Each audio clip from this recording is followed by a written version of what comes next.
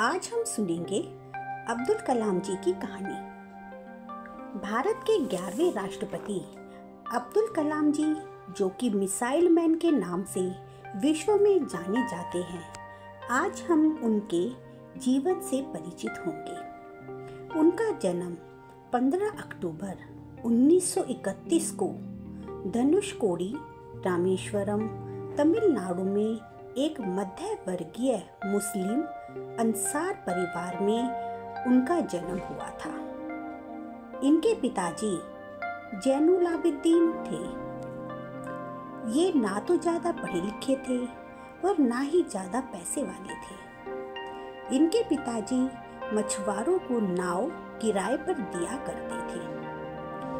अब्दुल कलाम जी एक संयुक्त परिवार में रहते थे।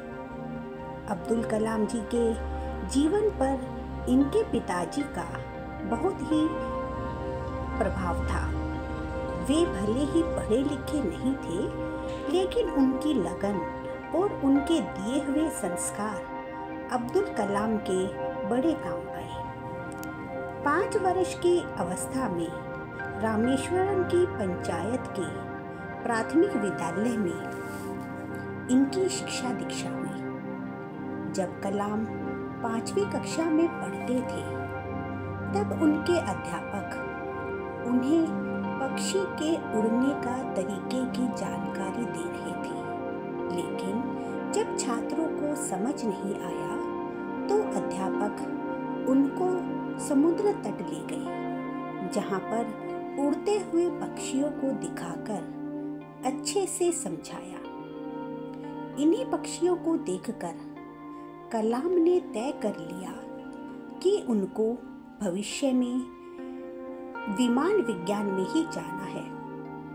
अब्दुल कलाम ने अपनी आरंभिक शिक्षा जारी रखने के लिए अखबार वितरण करने का कार्य भी किया था।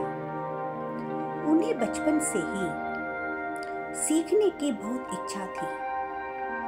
रामनाथपुरम, तमिलनाडु से मैट्रिक की पढ़ाई पूरी करके डॉक्टर कलाम 1955 में मद्रास चले गए। वहां उन्होंने Madras institute of technology, Chennai में एयरोस्पेस इंजीनियरिंग की पढ़ाई पूरी की। डॉक्टर कलाम एक लड़ाकू पायलट बनना चाहते थे, लेकिन उन्हें भारतीय वायुसेना की प्रवेश परीक्षा में 9वां स्थान प्राप्त हुआ, जबकि केवल 8 रैंक तक ही रिजल्ट की घोषणा की गई। इसलिए वो पायलट नहीं बन पाए। डॉक्टर कलाम अपनी पढ़ाई पूरी करने के बाद रक्षा अनुसंधान और विकास संगठन में एक वैज्ञानिक के रूप में शामिल हुए, जहां उन्होंने हार्वर्ड क्राफ्ट परियोजना पर काम किया है। इसके बाद वर्ष 1962 में भारतीय अंतर्राष्ट्रीय अनुसंधान संगठन में आ गए। यहाँ उन्होंने प्रोजेक्ट डायरेक्टर रहते हुए सफलतापूर्वक कई उपग्रह प्रक्षेपण परियोजनाओं में अपनी अहम भूमिका निभाई। भारत ने वर्ष 1980 में रोहिणी सैटेलाइट सफलतापूर्वक अंतरिक्ष में भेजा था। इस मिसाइल को बनाने में डॉक्टर कलाम ने अपना महत्वपूर्ण योगदान दिया था, जिस वजह से उन्हें मिसाइल मैन की उपाधि से नवाजा गया।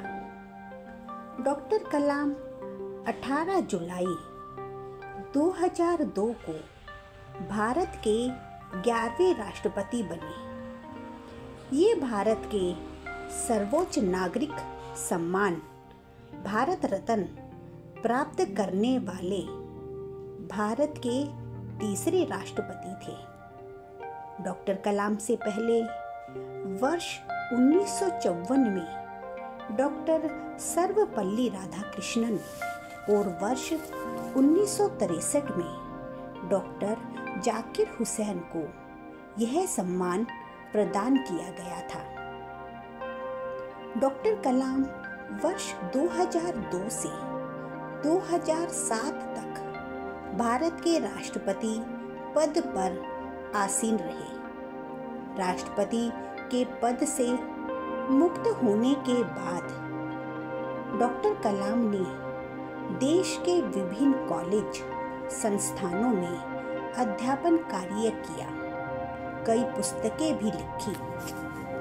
डॉक्टर कलाम ने विज्ञान और अंतरिक्ष के क्षेत्र में अपना अतुलनीय योगदान दिया है, जिसकी वजह से उन्हें वर्ष 1997 में भारत के सबसे प्रतिष्ठित पुरस्कार भारत रत्न से सम्मानित भी किया गया था।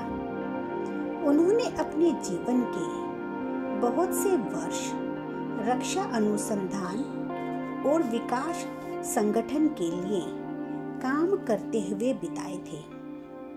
उनका स्वभाव बेहद ही सरल, सहज और विनम्र था, लेकिन 27 जुलाई 2015 को भारतीय प्रबंधन संस्थान शिलोंग में एक लेक्चर देते समय हृदय गति रुक जाने से अचानक उनका निधन हो गया। डॉक्टर कलाम ने अपने जीवन में बहुत सी विपरीत परिस्थितियों का सामना किया था, लेकिन उन्होंने कभी भी कठिन परिस्थितियों के आगे हार नहीं मानी।